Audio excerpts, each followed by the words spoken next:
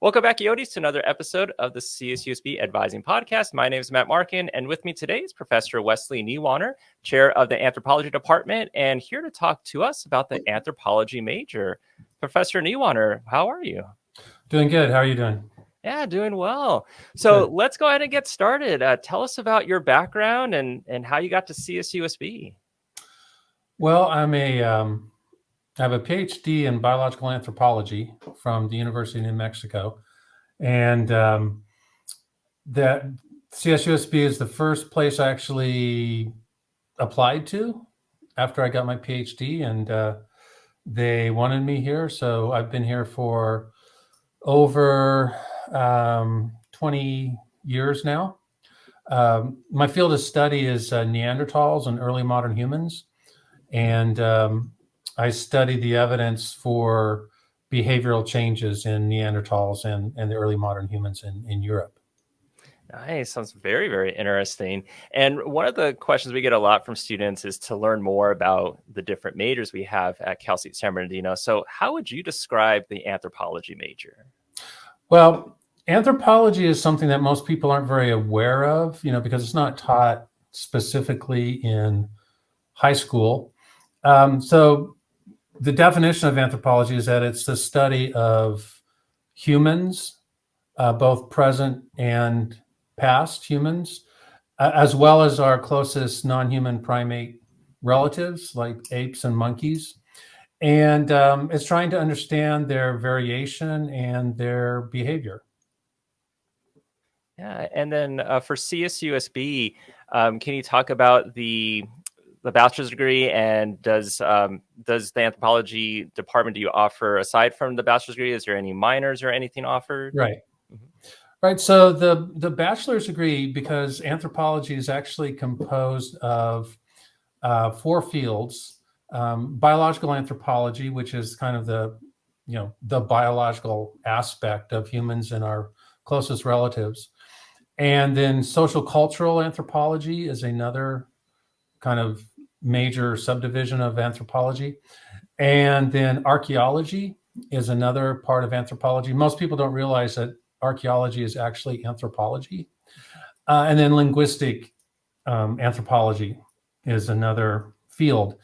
Our majors concentrate on the first 3, getting classes in the biological anthropology, social cultural, and archaeology to get a broad feel for what anthropology is. Oh, and the next part of the question was, is there anything besides the major? That we do have a minor in anthropology, and we also have a master's degree that we offer in applied archaeology. And we also have we have different ways of doing internships and so forth. Nice. So a lot of different opportunities. And it looks like too, like let's say with the bachelor's degree in anthropology, whether a student is, still thinking about if they want to go the archaeology route, the biological anthropology route, or sociocultural anthropology route, the lower division requirements are going to be the same no matter which of those areas they want to go into, correct? Correct. We have 1,000 level classes in all 3 kind of introductory classes in all 3 subfields. And they're also part of the GE. So you get a GE credit for that. And we actually have some upper division GE courses also that are part of anthropology. Nice. So they could take some classes and it'll count for both. And yeah, you can double dip. Nice. And yeah, I think a lot of students that we talk to are always interested to know about, hey, can I have a class that can count for a couple different areas? So this would be a great example of one of those. Exactly. And of course, another question we get a lot is, internships, career opportunities. Can you talk more about examples of some internships or career opportunities that might be connected with anthropology? Right. So the main internships that we have are with the Anthropology Museum. So we do have a museum that's dedicated solely to anthropology and run by the Anthropology Department, actually run by Dr. Niewoehner, who's the director of the museum. And she does take on students that can do internships in museum studies. She runs a museum studies course, but she also does internships occasionally. If you're interested more in the archaeology side, we do work a lot with the San Bernardino County Museum, and the director there often requires volunteers to work on their collections, and we can turn that into some sort of assistantship or internship. We also offer a lot of resources for field work. We do have summer fieldwork scholarships that we give out every year. So this year we gave out about $25,000 worth of fieldwork scholarships. So that would allow people to get a better idea of what it's like to do fieldwork. And this can be fieldwork in, again, biological anthropology for example, in Europe, when they excavate medieval cemeteries. It can be field work in social cultural anthropology. It can be field work in archaeology. It could even be field work in primates, because we've had some people that are interested in primate behavior and primate ecology. Those are competitive scholarships, so you do have to apply for them, but we do have quite a bit of resources available for that. Yeah, and these could be, and this in a sense gives students like a hands-on experience. Exactly. That's the whole idea. So they can really see what it's like to be out in the field, to do these kind of things, talk to other people from other schools that are also taking the field classes, talk to the instructors at the field classes. It's a great learning experience to, not only learn about obviously what the field school is about, but also meet people from, other cultures, from other countries, and ask what their experiences are. Yeah. So not only are you going to meet other people, learn about other cultures, take some classes that can count for both the major and also for general ed requirements, but you also get some of that hands-on experience as well. So Exactly. Already a fantastic major as is. Yeah, and of course, people have to, it's not required that you do the field work, but it's an opportunity Right. to do field work. And you do have to apply for it, but our students are pretty successful at getting, funding, sometimes full funding for the entire, travel expenses plus field school expenses and so forth. Now, students, let's say they do end up declaring their majors in anthropology and they're more interested in doing some of this field work, but have questions about how do I get, let's say, a scholarship, or how can I try to get a lot of it mostly covered.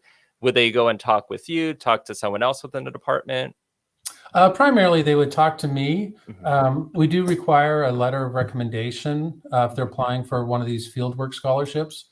So they can actually talk to anybody, any of our faculty members that have similar interests. So if they want to do, again, since I'm a biological anthropologist, if they want to do fieldwork in, there's again like a field school in Romania that runs every year where they excavate medieval cemeteries. So they could, probably come and talk to me about applying to that field school. But if it's a social cultural field school, then they probably want to talk to one of the faculty members that specializes more in social cultural, and then archaeology also. Yeah. And you were talking about a little bit about some of the things that students are learning in these different areas, depending on what they might choose within anthropology for the major. But can you talk more about, maybe generally speaking, what students are learning in some of the classes? Well, all of our classes, we think we have the best students, first of all. All of our classes concentrate on critical thinking, right? We like to make students kind of explore the world of ideas, to try to come to an understanding of how to approach a question that maybe they've never thought about before. So how do you do research on the question? How do you frame questions? How do you frame research? And then how do you interpret what you learned? And that kind of framework runs through, especially the upper division classes that we have. And it doesn't really matter which subfield it is, right? It's still the same process of trying to make sense of new ideas or ideas you've never heard about before, and how do you deal with them. And the good thing about our classes, again, especially the upper division classes, is that we have fairly small class sizes, so maybe 10 or 15 people per class. So you really have the ability to talk to the instructors. So it's not like you're in a giant auditorium and they just say, okay, learn this and then go away and come back again. You get home, you actually get to ask a lot of questions that you may have right then and there. Exactly. And you were mentioning that anthropology may not necessarily be a topic or subject that's offered, let's say, in high school. So this is kind of like their first, in a way, the first time they're getting to maybe get the class and maybe register for a class for a GE and get exposed to anthropology. Are there any misconceptions that you think students may end up having or others might have about anthropology? Well, I don't think it's so much about misconceptions. I just think it's a lack of understanding, again, because, for example, in high school, they'll learn biology, right? They'll learn about other cultures in high school, and they even may learn about ancient history, Egyptians and Romans, and even before that. And all of those things are the province of anthropology, but they're not told that, an anthropologist would be doing all these things. So I think it's just a question of not understanding that all of these things are part of anthropology. And so what anthropology really does is, we're a synthetic science. We synthesize information from all different kinds of fields and try to make sense of it. And can you tell us a little bit more about any resources within your department, or talk more about your scholarship? Sure. So actually, for students, we do have quite a few, resources. One is a great resource that we have is the Anthropology Museum. So that gives students, again, some hands-on experience in how to design museum exhibitions. We actually have a lab class in museums. We also have quite a few collections that are used in our classes. So, for example, I teach an osteology class, which is the study of bones. And we have an excellent collection of human osteology examples, so they can learn that. We have quite a good collection of casts of ancient humans, going back to over 3 million years ago. We have a lot of examples from archaeology that they can work with. We also have lab classes. I already mentioned the museum lab class, but we also have an archaeology lab class where they can, again, do kind of some hands-on things, like, for example, producing an atlatl, which is a kind of a spear that is thrown with a throwing stick. And so in addition to those kind of classroom resources and collections, kind of hands-on resources, as I mentioned before, we do have quite a bit of resources, quite a bit of money for these summer fieldwork scholarships. Nice. And we're recording this at the end of May, early June. Is there anything you want to talk about regarding what your department's been up to lately? Well, sure. Right now, we're at the, we just finished up the semester. So we have one of our archaeologists is actually in Oaxaca, Mexico, doing excavations. They just had a hurricane pass through there. So he was emailing me saying that he's fine, right? But they're having to deal with the weather. We have museum exhibits that are coming up. Dr. Niewoehner is working on several museum exhibits.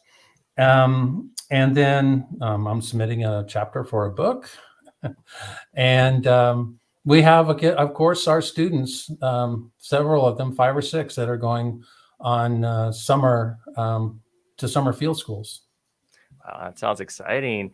And as we wind down with this interview, if a student has questions or they're saying, "Hey, I'm listening to this podcast episode. I'm really interested in anthropology now," would you have them go to your department or your website? How can they reach out to you? Sure, just go to the anthropology website. You can email me. I'm on my email all the time, so feel free to contact me by email. If it's over the summer, I'd be the one that would be the one to contact. But during the regular year, you can contact any of our faculty members. All of them are very welcoming to students. And especially if you have a question that relates. So when you go onto the website and you look at the faculty members, there's a little bio that tells you what they're doing, what they're interested in. And so if somebody is interested in museum studies, you might want to contact Dr. Niewoehner. If you're more interested in archaeology, then you probably want to talk to one of our archaeologists or social cultural anthropologists or whatever. But I'm always available for either emailing or Zoom. If you want to talk about something over Zoom, just go ahead and contact me via email.